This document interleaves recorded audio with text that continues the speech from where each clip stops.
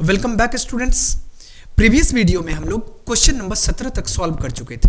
अब हम लोग क्वेश्चन नंबर 18 देखेंगे। ये जो हमारा सीरीज है, अभी हम लोग ऑब्जेक्टिव सॉल्व कर रहे हैं, आगामी बोर्ड एग्जाम के लिए बहुत महत्वपूर्ण होने वाला है। यहाँ पे 18 नंबर क्वेश्चन में आपसे कहा गया कि त्रिभुज एबीसी में डीई समानांतर है बीसी के। तो यहाँ पे देखो कि एक त्रिभुज एबीसी है, त्रिभुज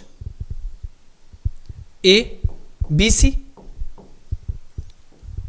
और यहां पे डीई समानांतर दिया गया है आपको किसके, तो बीसी के।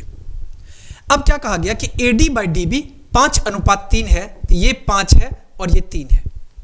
तो कहा गया कि एई और बाई एसी क्या होगा। अब देखो, आपको ये पता है कि अगर किसी त्रिभुज में यहां पे डीई ये इसके पैरेलल हो जाए तो आपको थेल्स थ्योरम पता है कि इसमें संगत भुजाओं का अनुपात जो है ये बराबर हो जाता है। तो इसमें हम लोग यहां से कह सकते हैं एडी और बाई डीबी, ये आपको दिया गया है। एडी बाई डीबी आपको दिया गया है और पूछा गया आपसे, तो एई बाई एसी पूछा गया। इसका मतलब एडी और बाई एबी इक्वल किसके आ जाएगा, एई और बाई एसी के, थेल्स थ्योरम के मुताबिक। अब देखो कि एडी तो एडी ही रहेगा, लेकिन आप एबी को क्या लिख सकते हो, एबी कब बना, जब एडी और डीबी मिला होगा तब। इसको प्लेस पे हम लोग लिख सकते हैं एडी और प्लस डीबी, और ये बराबर हो जाएगा किसके, एई और बाई एसी के। तो यहां से एडी के प्लेस पे आपको 5 दिया गया, और एडी और डीबी मतलब 5 + 3 8 आ जाएगा, और ये इक्वल किसके आ जाएगा, एई बट्टा एसी के। अब यहां से क्या निकल के आया, 5/8 निकल के आया। किसमें है, ये आपको दिया गया विकल्प 3 में। इसका मतलब 18 का सही उत्तर विकल्प 3 हो जाएगा। अब हम लोग अगले क्वेश्चन की ओर चलते हैं। अगला क्वेश्चन में आपसे पूछा गया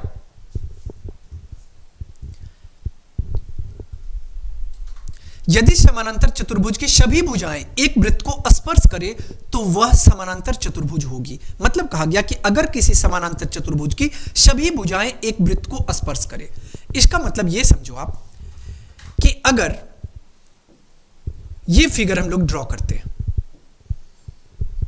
ओके, यहां पे क्वेश्चन में क्या कहा गया कि सभी भुजाएं वृत्त को स्पर्श करे, मतलब इस टाइप का फिगर ड्रॉ होगा। अब यहां पे सर्कल तो उतना अच्छा नहीं बना, तो यहां पे आप समझो कि अगर इस तरह का फिगर फॉर्म्ड होगा तो यहां पे ये त्रिभुज क्या होगा, आप बोलोगे ये सर ये समचतुर्भुज होगा, जिसको हम लोग क्या कहते हैं, रोम्बस कहते हैं। तो जब रोम्बस होगा उसी को यहां पे ये सब जो है वो सारी भुजाएं टच करता हुआ आगे बढ़ेगा। तो इसका मतलब वो क्या आ जाएगा, समचतुर्भुज आ जाएगा। ओके, और बाकी आप कोई भी फिगर देख लो तो इसमें ये चीज नहीं हो सकता है। अब आगे बढ़ते हैं। अगला क्वेश्चन में आपसे पूछा गया कि किसी समचतुर्भुज के विकर्ण की लंबाई 30 सेंटीमीटर तथा 40 सेंटीमीटर है, तो इसकी एक भुजा की लंबाई है। अब समचतुर्भुज कहने का मतलब रोम्बस। यहां पे एक रोम्बस का फिगर बना लो।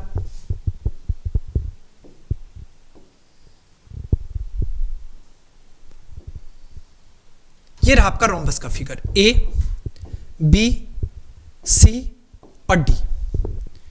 ये इसका विकर्ण हो गया, ये विकर्ण हो गया, ओ मान लो यहां पे। अब आपको इतना पता होगा रोम्बस के बारे में पहले से, समचतुर्भुज के बारे में पहले से, कि रोम्बस के डायगोनल मतलब रोम्बस के विकर्ण एक दूसरे को 90 डिग्री पे बाइसेक्ट करते हैं, मतलब विभाजित करते हैं। अब बाइसेक्ट कहने का मतलब आपको समद्विभाजित समझना है, मतलब बराबर दो भागों में बांटते हैं। अब ये कितना आ गया, यहां पे जो ये एंगल बनेगा ये 90 डिग्री का एंगल बनेगा, मतलब समकोण बनेगा। तो आपको दिया गया कि 30 सेंटीमीटर है एक, अगर 30 सेंटीमीटर होगा तो हमें पता है कि ये आ जाएगा 15 सेंटीमीटर और ये भी हो जाएगा 15 सेंटीमीटर, और एक 40 सेंटीमीटर है, ये हो जाएगा ओडी 20 सेंटीमीटर का, और ओबी भी हो जाएगा 20 सेंटीमीटर का। क्यों होगा, हम आपको प्रमेय पहले ही बता चुके हैं। अब यहां पे देखो, किसी एक त्रिभुज के ले लो, त्रिभुज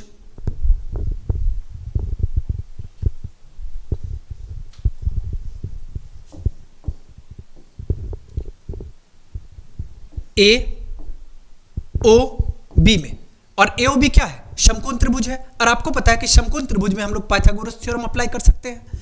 और पाइथागोरस थ्योरम क्या कहता है कि हाइपोटेनस का स्क्वायर मतलब कर्ण का स्क्वायर, तो यहाँ पे कर्ण क्या है, ए बी है, ए बी का स्क्वायर बराबर हो जाएगा किसके, तो लंब का स्क्वायर और प्लस आधार के स्क्वायर का। तो इसका मतलब ए बी का स्क्वायर इक्वल हो जाएगा ओ ए स्क्वायर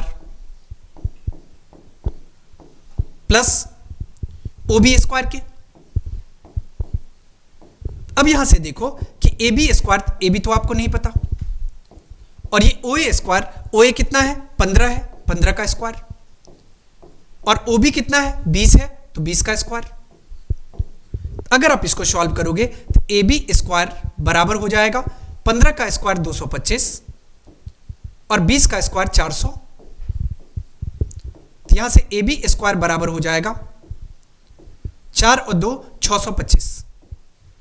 अब ए बी किसके इक्वल आ जाएगा, ए बी आ जाएगा आपको रूट अंडर 625 के। अब बोलोगे 25 का वर्ग होता है 625, तो यहां से कितना आ गया, ए बी आपको 25 आ गया। यूनिट क्या है, सेंटीमीटर है, तो 25 सेंटीमीटर आ गया। और ए बी क्या है, ए बी भुजा है, किसका, समचतुर्भुज का।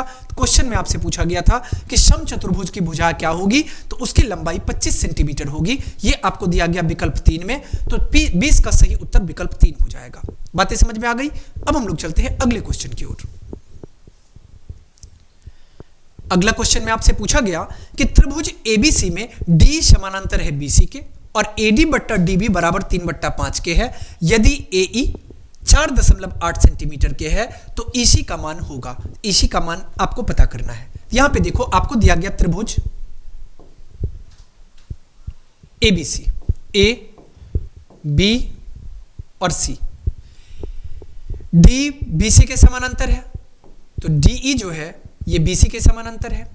अब कहा गया कि एडी अब बट्टा डीबी, एडी और बट्टा डीबी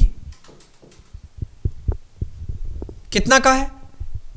तो अब एक चीज पहले समझो कि पाइथागोरस थेल्स प्रमेय क्या कहता है।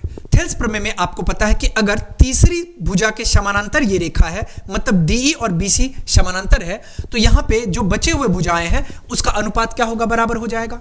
यहां से एडी, यहां पे ये जो है एडी अब बाई डीबी ये बराबर किसके आ जाएगा, एई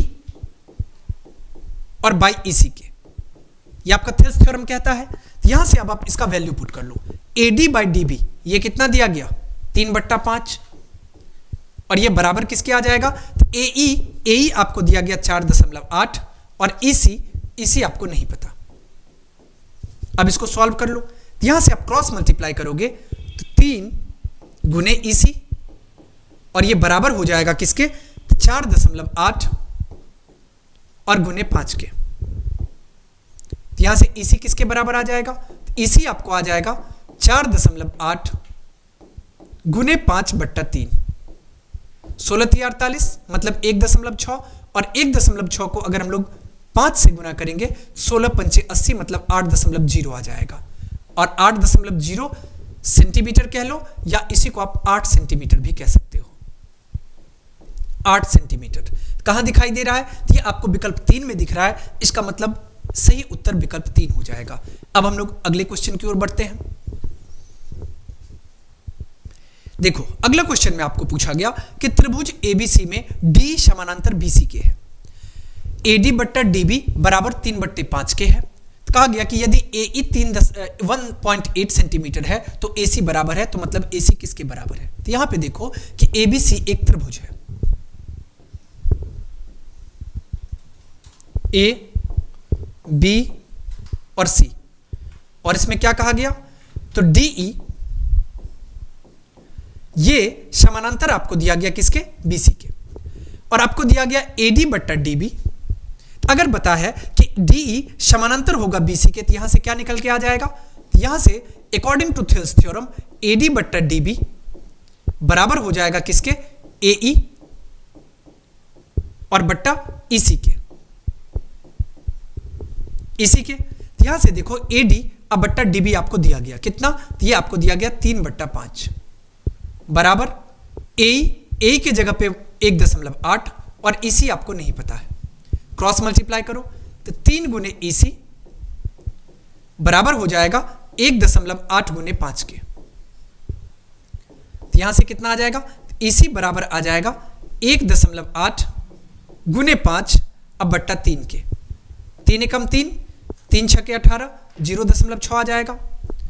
ये कितना आ गया आपको, 0.6 आ गया। यहां से 3 आ गया। अब इसको अगर गुना करेंगे 6 पंचे 30, ये कितना आ जाएगा, 3 यूनिट आ जाएगा, मतलब 3 सेंटीमीटर आ गया। अब इसी कितना आ गया, ये आपको 3 सेंटीमीटर आ गया, 3। और ये कितना दिया गया, ए कितना है, ये आपको दिया गया है 1.8।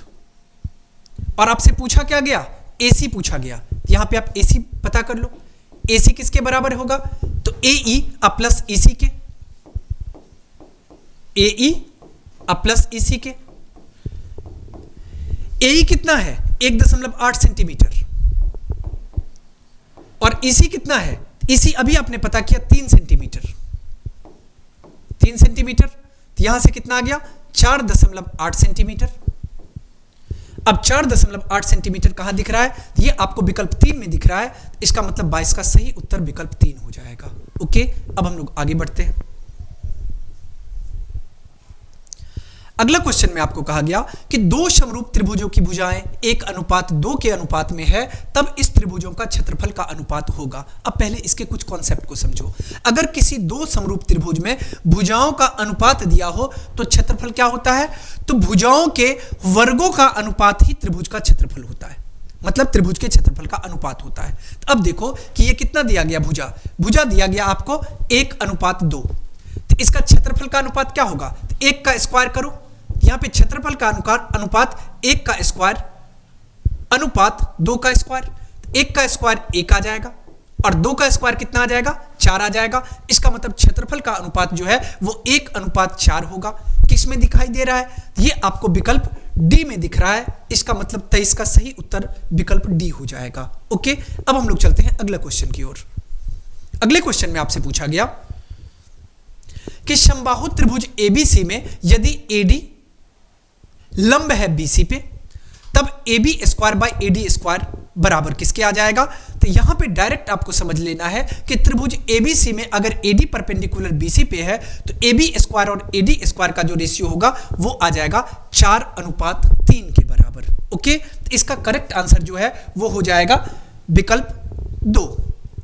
25 नंबर क्वेश्चन में आपसे पूछा गया कि यदि त्रिभुज ABC समरूप है त्रिभुज PQR के, angle A 47 degree, angle Q 73 degree, तो एंगल C क्या होगा। अब एक चीज समझो कि जब दो त्रिभुज समरूप हो जाएं तो इसके संगत कोण भी आपस में बराबर हो जाते हैं। कहने का मतलब क्या, यहां पे एंगल A जो होगा P के बराबर हो जाएगा, B जो हो जाएगा Q के बराबर हो जाएगा, और एंगल C जो है वो R के बराबर हो जाएगा। ये तो आपका बेसिक कॉन्सेप्ट है।